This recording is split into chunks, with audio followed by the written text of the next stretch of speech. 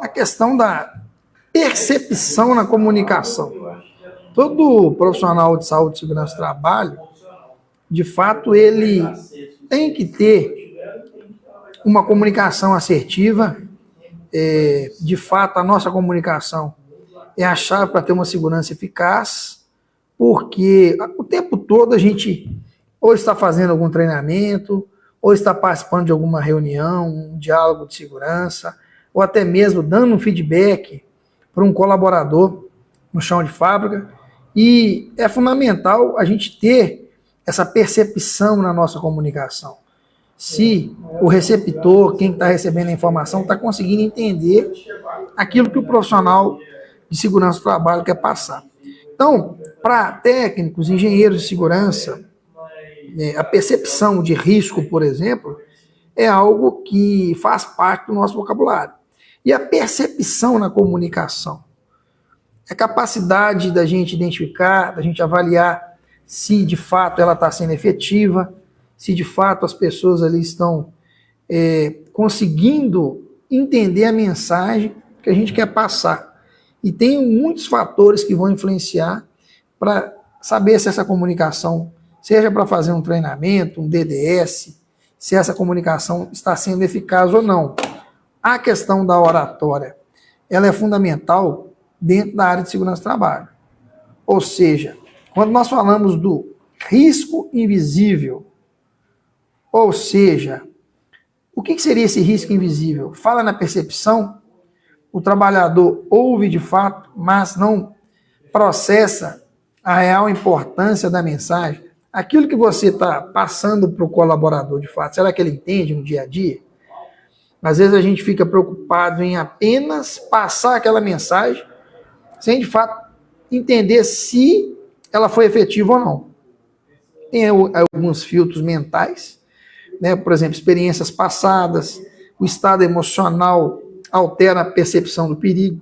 Nós sabemos que a experiência passada, as nossas crenças, os nossos sentimentos, as nossas emoções, elas influenciam na nossa percepção de risco. Então, é fundamental, quando você vai fazer um treinamento, quando você vai fazer uma palestra, um diálogo de segurança, a gente entender que isso faz parte do cotidiano dos trabalhadores. Um exemplo prático, por exemplo, avisos de cuidado, que são ignorados aí por excesso de confiança, rotina operacional, isso acontece muito. Aquilo já não faz mais efeito nenhum, aquela placa de sinalização, porque ele já acostumou e continua tomando decisões que não são adequadas dentro daquela atividade. Então, qual que é a meta quando se fala dessa questão do risco invisível? Mudar o que a gente chama de incompetência inconsciente para a competência consciente. Ou seja, o que é uma incompetência inconsciente? O colaborador que faz uma atividade de forma errada, fora do procedimento, só que ele não identifica que é errado. Então, ou seja, ele é incompetente de forma inconsciente, ele não sabe que não pode fazer daquela forma, qual que é a forma correta dele fazer. E às vezes ele acha que está fazendo certo. E muitas vezes a gente chega na área e quer punir aquele colaborador, porque ele está fazendo algo que não faz parte dos procedimentos. Então, o primeiro passo é identificar quais que são as necessidades para ele conseguir fazer a atividade de forma correta, de forma efetiva, entender como que você pode mudar o comportamento daquela pessoa e pensa a segurança de forma diferente, ou seja, é fácil obter a percepção de risco do trabalhador? Será que é? Com tantas culturas, com crenças diferentes, com crenças limitantes, com paradigmas que cada um tem.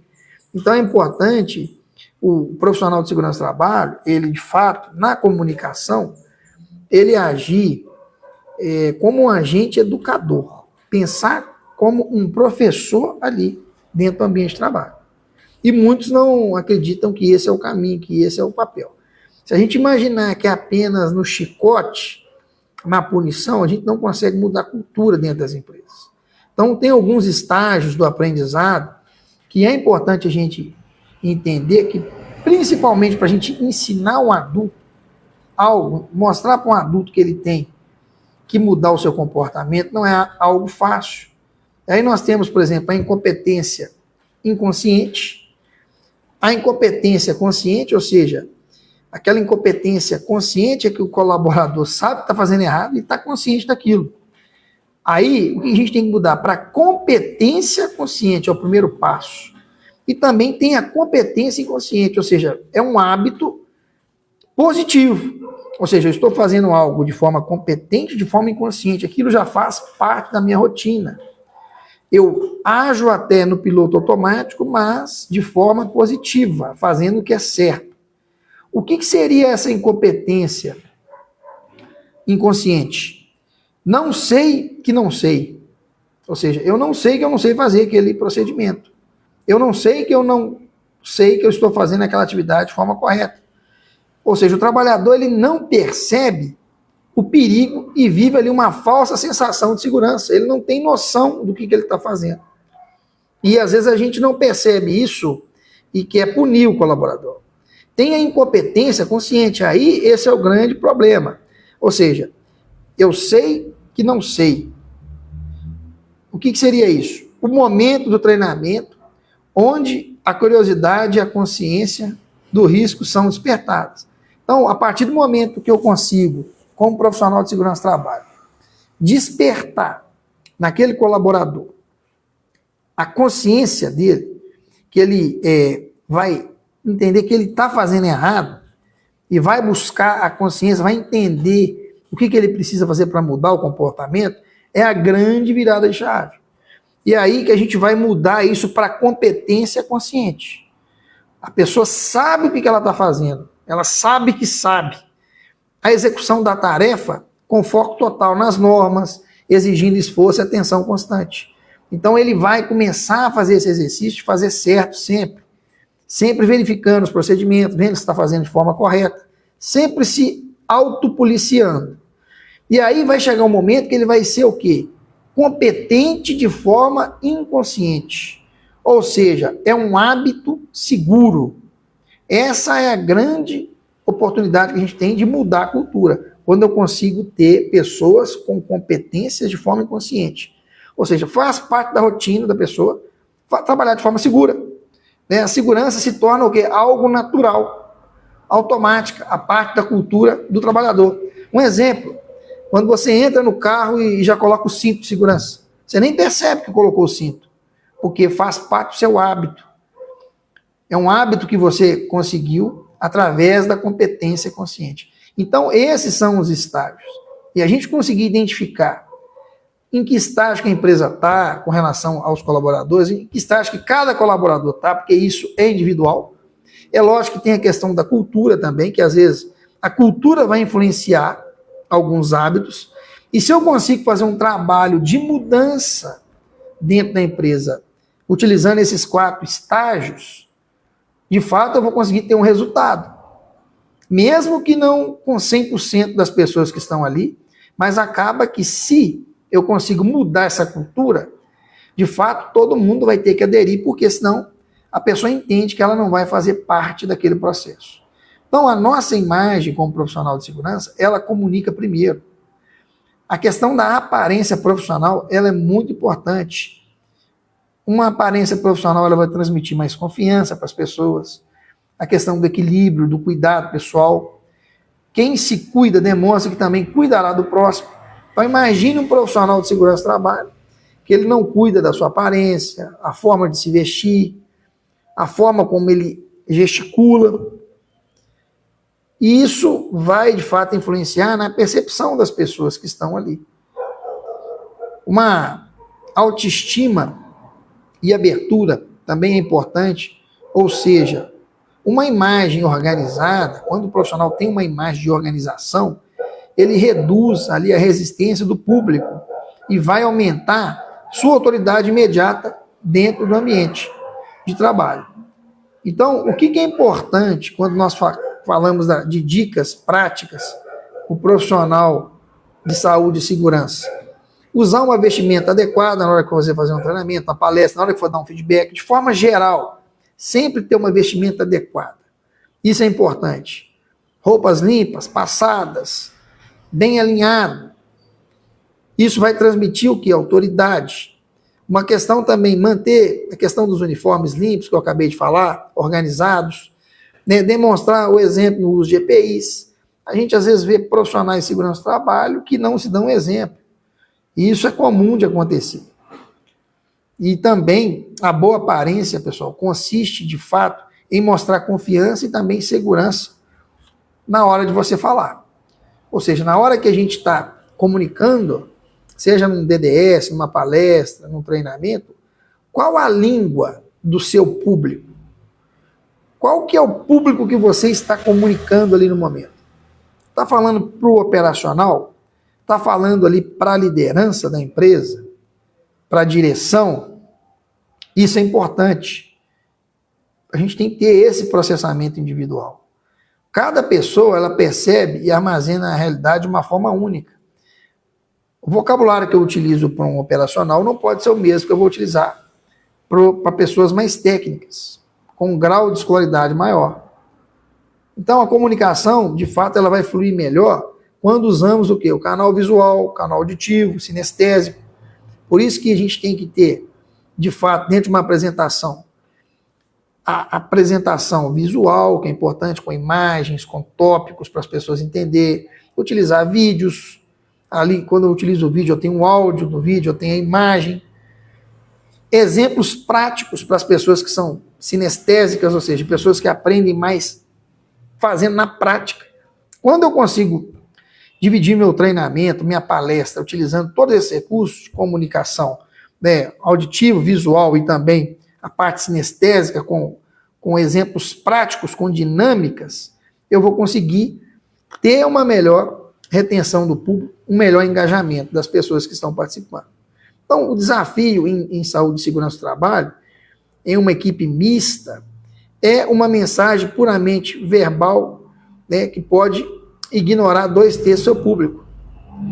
Ou seja, se eu só falar durante uma apresentação, não tem uma imagem, não tem um vídeo, não tem um áudio, não tem um exemplo prático, eu vou falar apenas por parte do público. Tem público que não vai conseguir entender a mensagem, de acordo com a característica de cada indivíduo que tem ali. Então, dentro de uma apresentação, eu tenho que ter equilíbrio.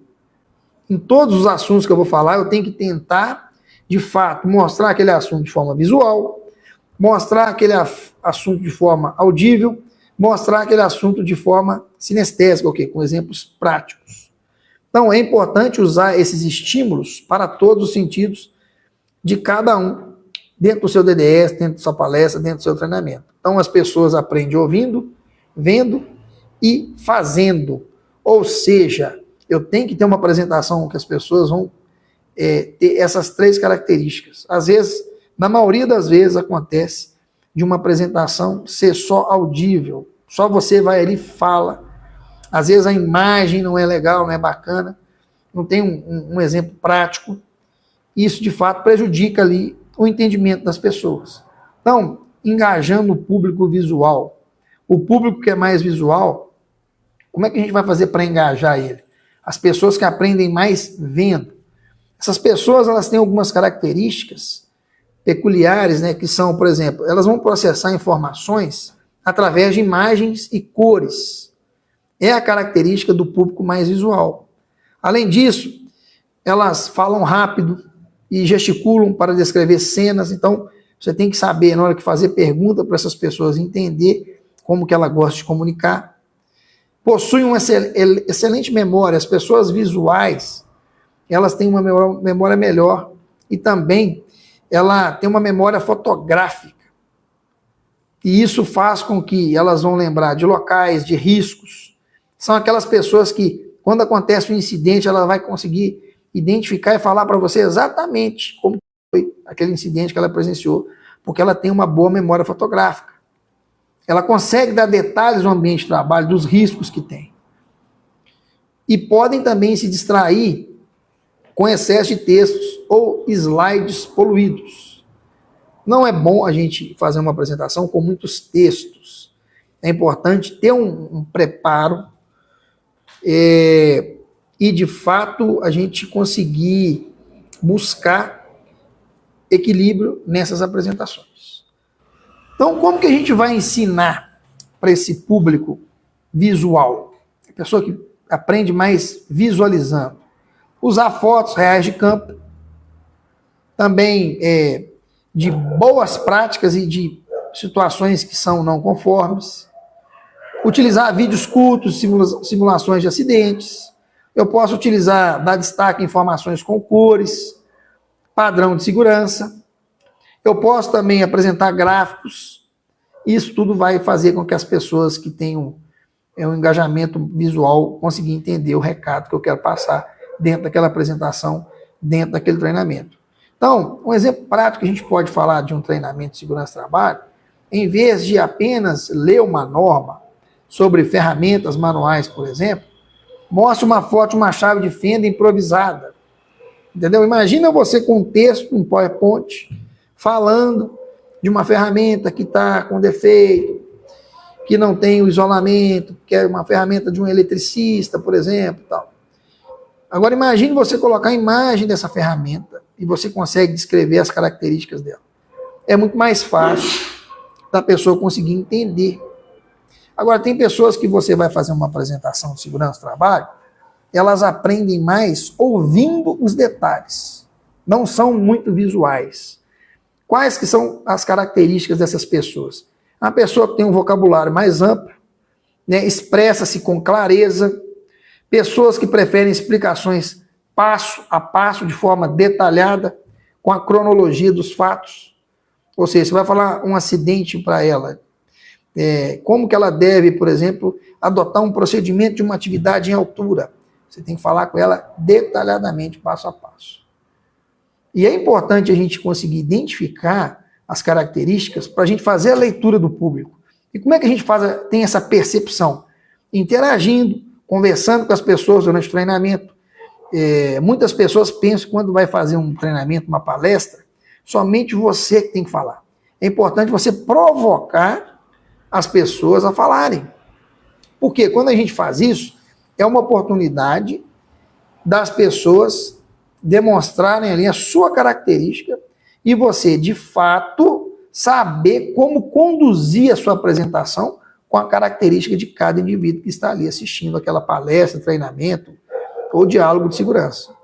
Essas pessoas que são mais, que têm uma precisão melhor aprendendo quando estão ouvindo, elas são sensíveis a variações de tom, pausas, são pessoas que podem repetir mentalmente antes de responder, ou seja, essas pessoas, elas antes de falar, elas vão repetir o que ela vai falar de forma mental, então elas demoram um pouco mais para responder. Como que eu ensino esse tipo de pessoa que gosta mais de aprender ouvindo? Usar variações no tom para destacar pontos, ou seja, eu falei a questão da modulação de voz dentro do treinamento de oratório de comunicação é importante. Às vezes você vai falar um pouco mais baixo, às vezes vai falar um pouco mais alto. Ou seja, eu modulo a minha voz de acordo com cada item que eu quero mostrar e para chamar atenção. E é importante também para pessoas que tenham mais facilidade em aprender ouvindo, o que é importante? É importante a gente utilizar pausas para gerar o quê? Reflexão. É importante a gente utilizar essas pausas. E essas pausas, o que é importante também? Utilizar histórias de segurança. Fabiana, você consegue retornar para ela? Isso, de fato, gente, quando a gente fala de contar histórias, e é importante porque histórias de segurança bem estruturadas, ou seja, mantém a sequência lógica dos temas. Um exemplo, narrar um quase acidente, ou até mesmo narrar esse acidente com detalhes, de forma sonora, sequência. Então, o silêncio é uma ferramenta. Às vezes a gente quer, de fato, eu tenho a característica, às vezes, de não fazer muitas pausas durante as minhas apresentações. É uma característica minha. Mas eu sempre me policio para fazer essas pausas. Porque a pausa ela é importante durante o treinamento para, de fato, você conseguir pensar, raciocinar.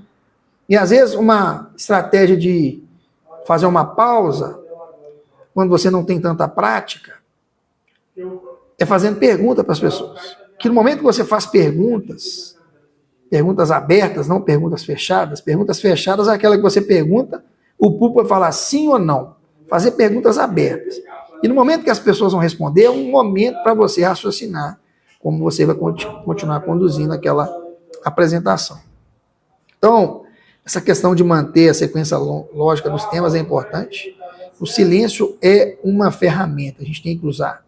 Ele dá tempo para a gente processar a informação. Isso, de fato, é algo que a gente tem que aprender a trabalhar com mais frequência, essa questão das pausas, tá, gente? Isso, de fato, é algo que às vezes a gente não usa.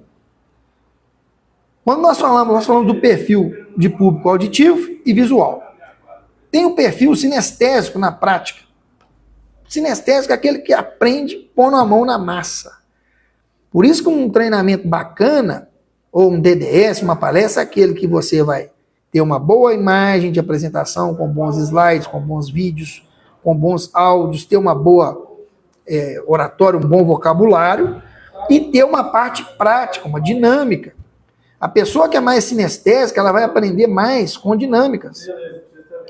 Quais são as características do perfil sinestésico? Ele, de fato, ele aprende fazendo e também experimentando. Ele tem que colocar a mão na massa. Também elas valorizam o toque, o conforto, a experiência física. São pessoas que precisam de movimento para manter o foco. E isso é muito importante, porque todo treinamento, imagine um treinamento que você vai fazer, que vai ficar ali 1 dia, 2 dias numa sala com as mesmas pessoas, treinamento de 8, 16 horas, que seja até de 4 horas.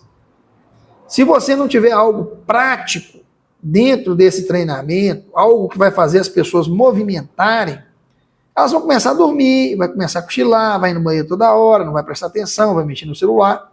Então é importante ter dinâmicas, ter algo prático que vai fazer com que as pessoas saiam da zona de conforto. Porque, gente, quando você vai para um treinamento, é muito confortável você ficar sentado ali assistindo e não precisar de fazer nada. E isso vai criar o quê?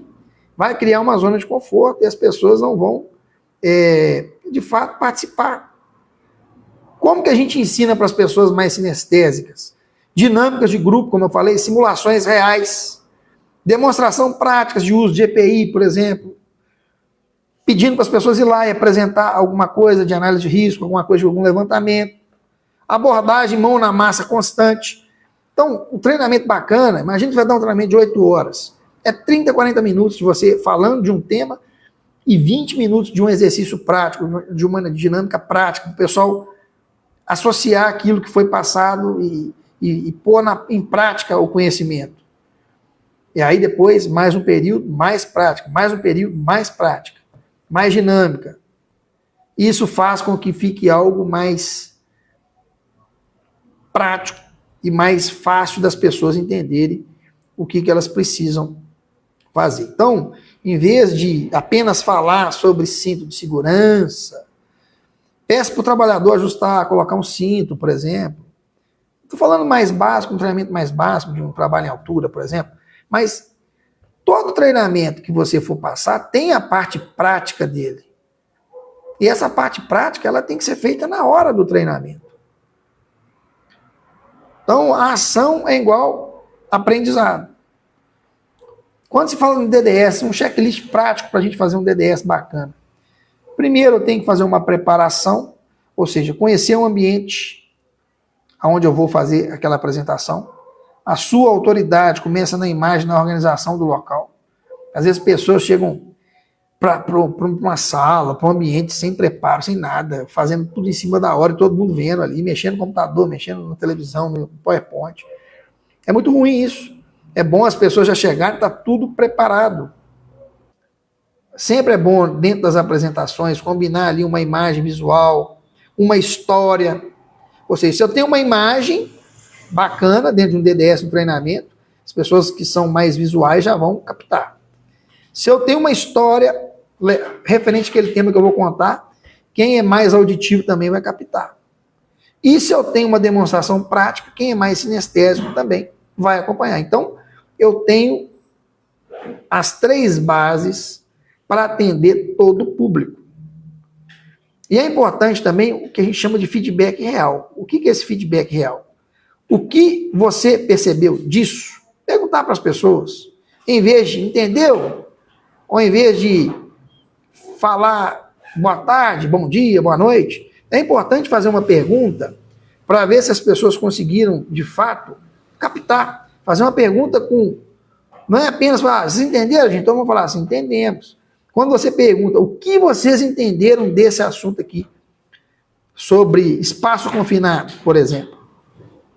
Ou sobre NR12. O que vocês entenderam? Alguém vai ter que explicar. E às vezes aquele alguém que vai falar, o exemplo dele vai ser melhor do que o nosso. Isso é importante da gente, de fato, entender. Porque a segurança é percepção, comunicação e prevenção. E a gente tem que trabalhar essas ferramentas dentro do nosso conteúdo. Quando nós falamos de comunicação, a comunicação eficaz para o profissional de segurança, de fato, ela pode sim mudar os comportamentos. No seu próximo DDS, no seu próximo treinamento, é importante identificar o perfil das pessoas que estão participando, para ver se de fato aquela apresentação que você está fazendo, aquele treinamento está sendo absorvido por essas pessoas. As únicas pessoas que nunca fracassam são as pessoas que não vão tentar nada, que não fazem nada diferente. Então, será que você faz a mesma coisa todo dia? Repete a mesma coisa todo dia e está tendo algum tipo de resultado? Isso é importante, isso é fundamental quando se fala de comunicação, quando se fala de percepção em saúde e segurança do trabalho.